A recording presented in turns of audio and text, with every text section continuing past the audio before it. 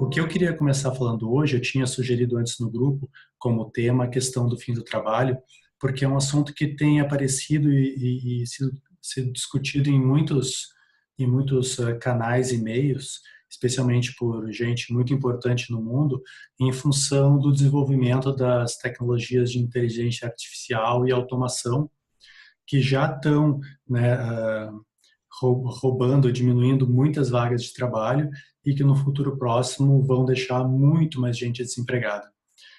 E provavelmente sem possibilidade de conseguir um outro tipo de trabalho, porque realmente as, a, os algoritmos e as inteligências artificiais vão cuidar de quase tudo para a gente. E muita gente está bastante preocupada com isso e buscando formas de pensar como criar novos empregos. Inclusive discussões no Fórum Econômico Mundial e gente que estuda muito o assunto. E parece que existe um paradigma muito profundo aí a ser quebrado e que poucas pessoas perceberam, que na verdade a gente não precisa mais empregos, né? A gente precisa de criar fonte de renda para as pessoas se manterem, ter uma vida digna e poderem ter tempo livre para contribuir com a sociedade com o que elas realmente querem fazer nesse mundo, em vez de ter que vender a sua força de trabalho para um trabalho ridículo ou inútil, muitas vezes que a pessoa não gosta, mas simplesmente porque precisa daquela renda para poder se manter ou manter a família. E o Money of Good, ele traz uma solução para essa para essa quebra, para essa mudança de modelo, né, onde não há a necessidade de ter um emprego, mas isso não significa que não se possa ter um trabalho. E depois eu vou falar então melhor do que eu entendo como essa diferença entre trabalho, emprego e trabalho com propósito. Eu fiz, deixa eu ver uma coisa aqui, fala, Léo. Opa, tá.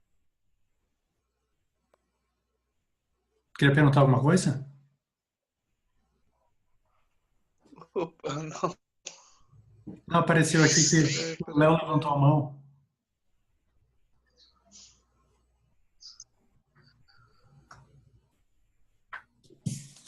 Ok, vou continuar então, tá? Se alguém tiver alguma pergunta aí importante, que não pode esperar, só escreve ali ou avisa aqui, e aí a gente inclui ela na conversa. Então, eu queria começar esse tema falando de uma coisa que para mim é muito importante, que eu desenvolvi, né, com os anos que eu tenho de experiência com design thinking, que é a habilidade de desenvolver uma visão holística e sistêmica, que eu vejo como essencial para a gente poder realmente buscar as melhores soluções para as transformações que a gente quer ver para o mundo. Eu tenho o tempo todo pesquisado todo tipo de iniciativa que tem surgido, especialmente as relacionadas à tecnologia blockchain, e vejo muitos projetos assim, realmente incríveis, mas que algumas vezes eles pecam por não enxergar o todo e aí falta uma peça do sistema que faz com que a engrenagem não rode direito, porque possivelmente vai trancar e não vai rodar direito. Então, conseguir enxergar o todo e a conexão das peças nessa complexidade é uma grande vantagem quando a gente está tentando desenhar soluções para resolver problemas complexos, como o sistema econômico, o sistema financeiro e essa questão do avanço da tecnologia e o fim do trabalho. A questão é, outro dia eu estava conversando com o Marcelo, que é um dos representantes do Faircoin aí no Brasil, e aí eu perguntei, Marcelo, o que falta para o Faircoin? É um projeto incrível, Faircop, um monte de gente envolvida no mundo inteiro, mas o negócio, né, não explode, não vai adiante. O que está faltando para realmente o projeto alcançar, né, grandes populações e começar a gerar diferença? Aí ele me disse, Marcelo, acho que é né, os dois são Marcelos, eles acham que é uma questão cultural, né? Demora para as pessoas começarem a se conscientizar do que é importante, das mudanças que a gente precisa, e existe uma estruturação cultural muito forte, né, da mídia, da educação e tudo mais, que criam essa inércia. Então é difícil, né, a acelerar essa mudança. E aí eu fiquei pensando, então, quais são os principais obstáculos para a gente poder acelerar essa mudança, porque a gente não pode ficar esperando que todo mundo acorde, né? A velocidade de degradação do planeta e o crescimento da população e tudo mais estão deixando a situação bem crítica. E talvez seja tarde demais se a gente esperar que todo mundo, né, acorde para participar da mudança que a gente precisa. Então, o negócio, as pessoas que estão realmente interessadas em fazer algo, envolvidas nesses projetos inovadores, elas precisam enxergar claramente, né, quais são esses obstáculos para dar os meios de, de que todo mundo possa abraçar a mudança. Opa, o que é isso, Léo? Ah, sim, tem bastante informação nesse sentido. Postei algumas coisas lá. Se a gente conseguir eliminar todo o sofrimento relacionado ao trabalho, vai melhorar muito a qualidade de vida geral.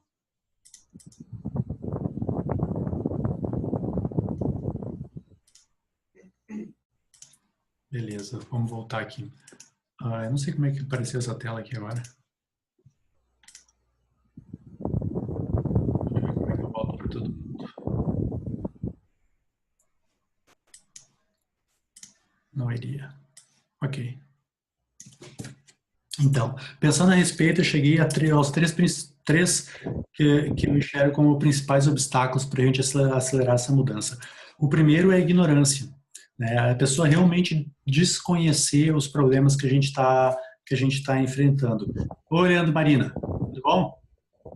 Joia? Então, tava falando aqui da importância da visão holística e sistêmica para a gente entender a complexidade do sistema e desenhar soluções que acelerem as mudanças que a gente precisa.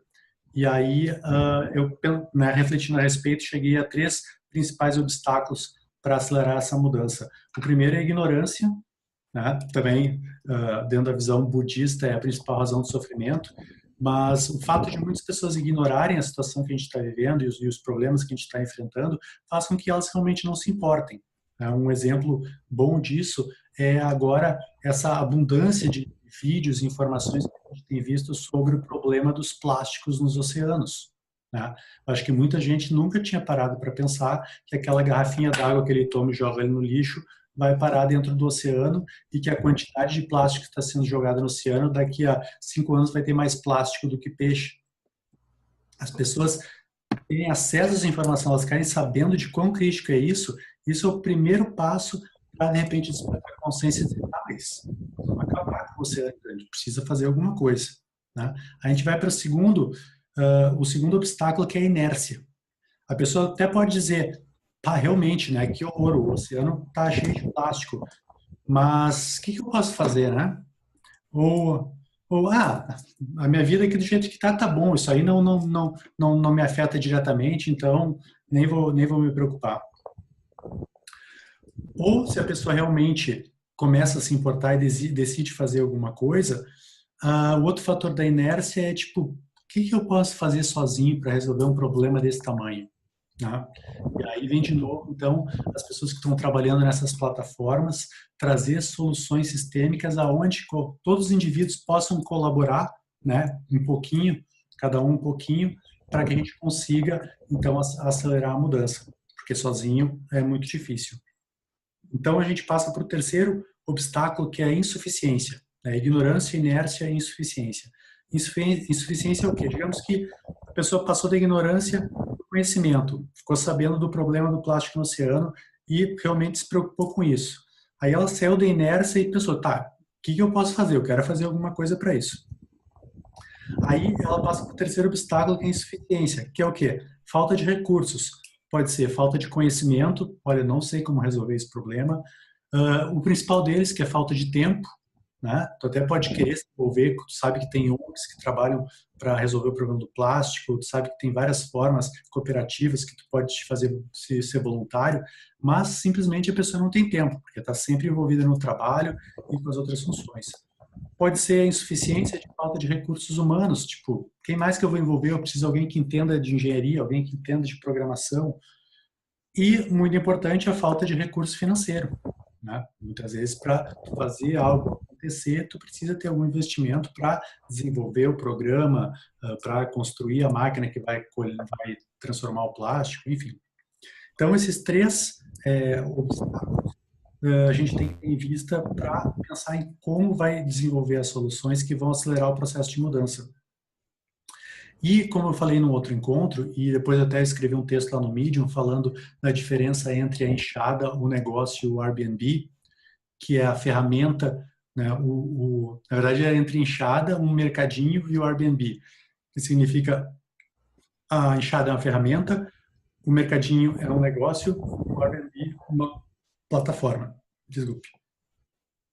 De como as plataformas têm esse poder de empoderar as pessoas e incluir elas dentro da transformação, tá? Dando condições para que elas possam participar e acelerar essa transformação. A economia em si, ela é uma grande plataforma de transformação. O melhor exemplo disso é o movimento das corporações B, né, conhecido no Brasil e na América Latina como Sistema B, porque o sistema econômico tem um poder muito grande de transformar o mundo. Se uma empresa enorme como Coca-Cola ou Tetra Pak, né, percebe que os consumidores todos estão super preocupados com a questão do plástico e que se eles lançarem um produto que vai agradar essas pessoas, que não vai agredir o meio ambiente, isso vai ser uma vantagem competitiva de mercado para eles, se eles decidirem de um ano para o outro acabar com a produção do plástico normal e usar só um plástico feito de soja ou de amido de milho, e as pessoas começarem a comprar isso, porque elas, né, percebem que esse é o jeito mais fácil de ela resolver o problema. Se eu sempre compro lá um refrigerante que vem na garrafa de plástico, e aí tem a outra marca que agora vem numa garrafa que parece plástico, mas é feito de amido de milho e é totalmente biodegradável, qual que eu vou comprar? Né? Se eu já passei a ignorância, já sei sobre o problema, se eu passei a inércia, quero fazer alguma coisa. Se pela insuficiência eu não consigo fazer sozinho, o mínimo que eu posso fazer é comprar a embalagem que é biodegradável. Só que isso produzido em larga escala para uma empresa como a Coca-Cola ou Tetra Pak, de um ano para o outro gera um impacto gigantesco no mundo. Então a gente tem que pensar dentro desses sistemas macro que empodera as pessoas e faz acelerar a mudança em grande escala. Então o que a gente precisa para vencer a ignorância é instruir, é compartilhar informação, é informar as pessoas. Para sair da inércia, a gente precisa conectar e incluir, para as pessoas se sentirem parte disso, que elas podem fazer algo a respeito. E para resolver o problema da insuficiência, a gente tem que empoderar as pessoas de várias formas, né? Por exemplo, criando hubs, criando cooperativas, grupos de colaboração, ou o que eu acho mais interessante e mais eficaz, criando plataformas onde as pessoas podem participar e ajudar na solução. Deixa eu pegar aqui as minhas anotações para ver qual que é o próximo passo.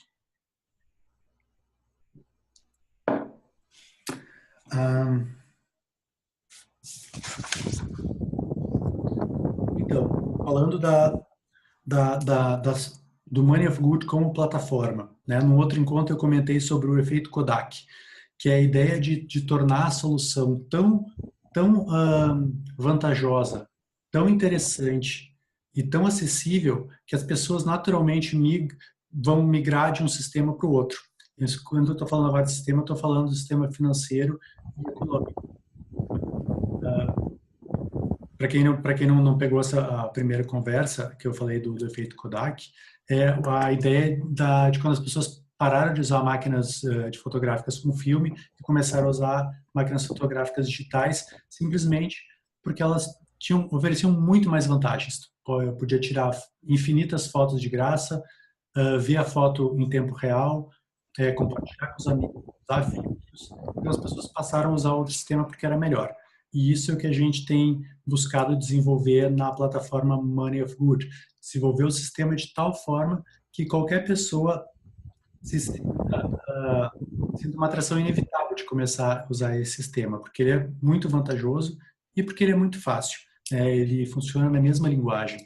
Então, só como um exemplo, por isso que a gente evita usar terminologias como token, cryptocurrency, né, criptomoedas e outras coisas assim. Chama Money of Good porque ele vai funcionar como dinheiro como qualquer outro. Faz parte da estratégia agregar na moeda MOG características que são as moedas fiat. Então, quando ele for lançado, o funcionamento dele vai ser similar ao de qualquer outro tipo de dinheiro. Então, não vai haver esse choque de entender o que é uma criptomoeda, como é que funciona no blockchain, porque a ideia é criar uma espécie de filtro aonde quem está acessando o sistema, ela vai enxergar essa interface como se fosse uma conta de banco, que ela já está acostumada a usar. Como se fosse um jogo de celular, que ela já está acostumada a usar. E isso vai tornar acessível para grandes populações. O outro fator que faz as pessoas abraçarem mais, quererem participar mais de uma plataforma, é a parte de torná-la divertida. E nisso entra as estratégias de gamificação de toda a experiência do usuário. Ontem mesmo a gente está agora gravando entrevistas e testes simulados do funcionamento da plataforma com pessoas na rua. E ontem eu gravei com um rapaz de uns 17, 18 anos e ele nunca tinha praticado meditação na vida e tinha zero conhecimento de como praticar meditação. E aí, então, eu passei, né, as instruções, mostrei, né, ali o layout do aplicativo do game. A gente tem uma imagenzinha animada que mostra como é que o retorno através do neurofeedback pelo sensor MEMO vai aparecer na tela do celular, né, e como ele vai mudando, esse jogo vai mudando conforme a pessoa vai relaxando e as ondas cerebrais vão ficando mais calmas, não tão agitadas. Aí eu pedi para ele fechar os olhos e disse, vamos fazer 5 minutos de meditação, né, simulando como se estivesse usando o sensor e vendo, né, o retorno do celular, e eu vou passando a instrução. No final da prática, ele recebeu os 5 Money of Goods, que agora, né, nesses testes, a gente está dando também o mesmo valor na moeda local, porque quando o Money of Good for lançado, ele vai ter paridade de valor com o dólar, ou seja, um Money of Good vai valer $1. E depois da experiência, a resposta dele foi assim, se lançassem essa plataforma tipo amanhã, eu praticaria meditação, eu estaria dentro. Né? Então, isso mostra muito claramente o poder do engajamento, né, de pessoas que, de repente, não tinham ainda despertado para os problemas, que ainda estavam na inércia, né? Por exemplo, nunca pensou em ir atrás de qualquer coisa relacionada à meditação, e também que não tinha os recursos, ou seja, a plataforma chegou e trouxe ali para ele a informação, trouxe um incentivo, né, a recompensa financeira, e trouxe todos os recursos tecnológicos que fazem a experiência ser muito bacana. E tipo, o cara disse, não, tô dentro, eu vou participar desse negócio. Deixa eu ver o que mais aqui. Eu não sei se vocês viram, eu compartilhei ali no grupo do WhatsApp um gráfico. Deixa eu ver se eu consigo compartilhar aqui na tela para mostrar para vocês. Esse aqui, ó. Opa. Cadê?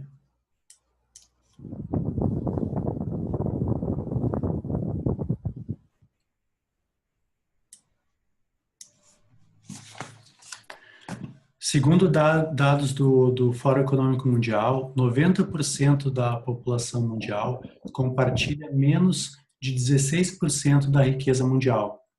É aquela informação que a maioria das pessoas, né, já ouviu, que 2% da população mundial tem mais de 80% da riqueza do mundo. E o pouquinho que sobra, esses 16%, tem que ser divididos entre os outros 90% da população. Ou seja, está todo mundo digitado matando cachorro a grito. E com esse avanço das tecnologias, deixando mais gente desempregada, vai ter mais gente dependendo de outras fontes de renda. como a gente comentou em outros encontros, por isso que muitos governos e vários países estão fazendo experimentos para testar a possibilidade de gerar uma renda básica universal, o famoso UBI, Universal Basic Income. E o Money of Good, na forma como esse mecanismo de recompensa funciona, ele se torna uma ferramenta mais não só adequada, mas qual é a palavra? Confiável para gerar uma renda básica universal. Porque cada pessoa, através da prática da meditação e com a leitura do sensor, vai poder ter a medida exata de quanto que ela vai ganhar em relação ao tempo de prática que ela tá dedicando. E, ao mesmo tempo, né, por exemplo, em comparação com um programa normal de renda básica universal, onde o governo só dá dinheiro para as pessoas em troca de nada, nesse demanda um esforço e um comprometimento que gera um benefício direto e objetivo. Né? Quanto mais a pessoa praticar meditação, mais bem vai fazer para a saúde, para redução do estresse, para ter mais foco, mais criatividade, enfim, todos os efeitos positivos que a prática de meditação oferece e que são comprovados através dos estudos de neurociência mais recentes. Com base nessa ideia, agora, algumas semanas atrás, um amigo nosso lá do grupo do WhatsApp colocou o slogan pessoal dele, que era meditação e investimento. Eu gostei muito dessa ideia e a gente acabou discutindo um pouco e evoluiu para criar um slogan para o Money of Good. E eu quero mostrar para vocês e aí depois pedir a opinião. O que vocês acham? Vou aproveitar que eu estou compartilhando a tela para botar. Aqui, ó. Meditação é o seu melhor investimento. Eu acho que esse slogan traduz muito bem qual que é o objetivo e o espírito do Money of Good, porque a ideia de investir é tu acreditar num futuro melhor. É tu acreditar que tu plantando agora, tu vai colher depois. E ela também traz um duplo sentido aqui, porque o tempo que tu está investindo na prática de meditação, tu vai colher não só em termos de benefício para a tua saúde, mas também com um retorno financeiro, né? Como se fosse um investimento tradicional, como botar o dinheiro na poupança. Então, eu acho que esse slogan ele representa muito bem essa ideia do que se propõe o Money of Good, de investir, né, nesse crescimento pessoal, tanto pelo lado financeiro, tanto pelo lado do desenvolvimento da consciência. O nosso tempo aqui da sessão livre do Zoom está quase terminando. Então, como eu tinha falado no início, assim que terminar, eu vou abrir a outra sala e eu posto o link novo ali no grupo do WhatsApp, e aí a gente pode discutir aqui os temas falados e aprofundar e responder todas as dúvidas. Eu não sei quanto tempo a gente tem agora, acho que mais 2, 3 minutinhos. Deixa eu ver aqui das minhas anotações. Eu vou aproveitar então antes que termine o tempo, que eu disse que ia falar da diferença entre trabalho, emprego e propósito. Na verdade, entre trabalho necessário, entre emprego e trabalho com propósito. A diferença que eu enxergo é a seguinte: o trabalho necessário são aquelas atividades que realmente são necessárias na nossa sociedade e que, se ninguém fizer, a gente vai ter um grande problema. Vamos falar, por exemplo, de agricultura, né? Digamos que todo mundo decida só meditar e ninguém mais plantar, a gente não vai ter alimento. Então, é um trabalho necessário que precisa ser feito. Mas que, como, né, outras profissões estão sendo substituídas por tecnologia. Hoje em dia, menos de 3% da população mundial trabalha com algo envolvido com agricultura. Por quê? Porque é tudo automatizado. Né? Então, existem vários outros trabalhos desses necessários, por exemplo, médicos. Né? Quem já ouviu falar da inteligência artificial da IBM, Watson, que faz diagnóstico, ele, em pouco tempo, ele vai ser melhor do que qualquer médico do mundo. Claro que ainda vão existir, né, funções humanas de medicina que vão ser necessárias, mas talvez 80% da nossa necessidade de consultar o médico a gente possa resolver com o médico do Watson. Então, esses trabalhos necessários, boa parte deles vão ser eliminados. Alguns vão se manter e outros vão ser eliminados. Isso libera as pessoas para fazer outra coisa. O que acontece é que muitas vezes o trabalho necessário é confundido com emprego, que é diferente. O emprego é um trabalho que a pessoa faz pela necessidade de receber um salário. Muitas vezes, independente se o trabalho é necessário, se ele é útil, se ele é bom, e muitas vezes pelo contrário. Muitas vezes a pessoa está trabalhando em algo que realmente sabe que está fazendo mal para o planeta ou para a sociedade, mas ela simplesmente não tem outra opção. Ou ela está ali sendo explorada, e gostaria de não estar ali trabalhando e ajudando aquela empresa, por exemplo, as grandes empresas de moda, né, que trabalham com mão de obra quase escrava, né, produzem lá uma calça jeans que custa 50 centavos e depois vende na loja por 250. Essa ideia de emprego com Money of Good, a gente quer acabar com ela, para que ninguém mais seja dependente de ter um trabalho que não tem nenhum significado e que não seja realmente útil para o mundo. Então a pessoa vai ter a opção de, não, eu não vou fazer isso. Eu prefiro meditar e ter aqui a minha renda e vou usar o meu tempo livre para fazer alguma outra coisa que seja mais interessante e mais útil para o mundo. E aí a gente vem para o trabalho com propósito, que é o quê? É realmente tu te conectar com o que é o teu chamado nessa vida, né? Qual é o teu papel nesse mundo? Teu, Marcelo, Oi? oi, nossa, as tuas apresentações são tão engajadas que desculpa te interromper, eu estava buscando uma pausa na fala. Se eu entendi, você abriu uma sala que só dura 40 minutos, é isso? Isso, agora falta 4h30. Eu realmente preferia que os próximos encontros você abrisse pela sala da estação, sabe, Marcelo? Porque... Claro. Não, eu falei para a Marina para a gente fazer, mas aí, como eu não recebi o link e já estava quase começando, eu compartilhei o link que eu tinha, desculpa. Porque assim, como a gente está divulgando esse link em diversos ambientes, daí divulgar de volta, assim, é uma loucura essa coisa de ambiente distribuído, sabe? Eu sei. Às vezes a gente solta em mais de pontos de contato, sabe? E depois tem que soltar de novo, o pessoal fica perguntando, pedindo, fica uma correria. Eu sei, tem toda a razão. É simplesmente porque quando chegou ali o acesso, eu já tinha postado outro e achei que ia dar mais confusão mandar outro por cima. Mas eu concordo. Os próximos a gente vai fazer com certeza aí não vai ter esse problema. Só vou terminar a questão do propósito, falta 3 minutos, e aí a gente, infelizmente, então vai ter que pular lá para outra sala e a gente continua com isso. Então, tá falando, se a pessoa tem uma fonte de renda confiável, que garante, né, o sustento, ela pode, então, passar a dedicar o resto do tempo livre para fazer algo que realmente vale a pena. Né? Se a pessoa, de repente, gosta de tocar guitarra, poxa, eu vou para a praça e vou ficar tocando, vou tocar para os amigos, vou fazer shows, vou compor músicas. Eu gosto de trabalhar com jardim. Pô, há quanto tempo que eu estou a fim de fazer uma horta e nunca tenho tempo, né, na minha casa? Vou começar a cultivar os próprios vegetais. Ou coisas muito mais simples, como poder passar mais tempo com os filhos. Quantos pais deixam um filhinho de 2 anos na creche de manhã e vão buscar só no final do dia, quando ele já está quase indo dormir, né? E aí passa anos sem realmente estar acompanhando o crescimento da criança.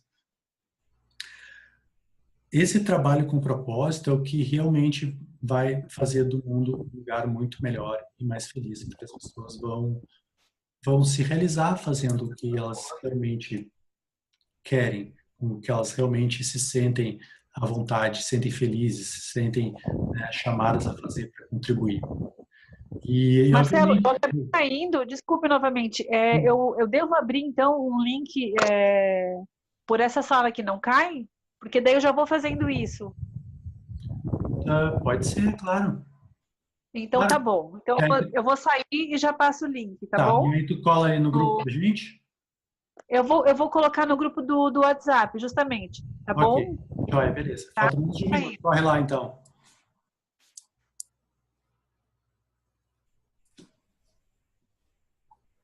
Ok, menos de um minuto, vai cair daqui a pouquinho. Então, fica aí para vocês pensarem enquanto abrem outra sala, o que vocês fariam, né, se o Money of Good já estivesse funcionando agora e vocês pudessem estar ganhando a renda suficiente para pagar o aluguel, para pagar, né, os custos de vida. Onde é que vocês estariam investindo o tempo e energia de vocês? Né? Qual seria esse propósito que ia fazer a vida de vocês mais feliz, mais interessante e mais legal? Esse é um dos principais objetivos do projeto Money of Good, é tipo libertar as pessoas. É realmente o fim do emprego. Né? Esse era o tema da conversa. Eu botei fim do trabalho, mas na verdade é o fim do emprego. Porque trabalho tem muitos legais, né? Se a pessoa gosta de marcenaria, vai fazer coisas lindas de madeira. Se ela gosta de cerâmica, vai fazer coisas lindas de cerâmica. Mas aí tem uma outra conotação. Tem uma conotação tipo de amor, de dedicação, de arte. E não de dependência econômica, né? Que é o que acontece hoje em dia. Mas a gente pode aprofundar um pouco mais esses conceitos. Vamos olhar lá no grupo do WhatsApp, o link que vai ser compartilhado agora, porque a nossa sessão termina aqui. Tá? Encontro vocês ali na outra sala. Valeu, um abraço.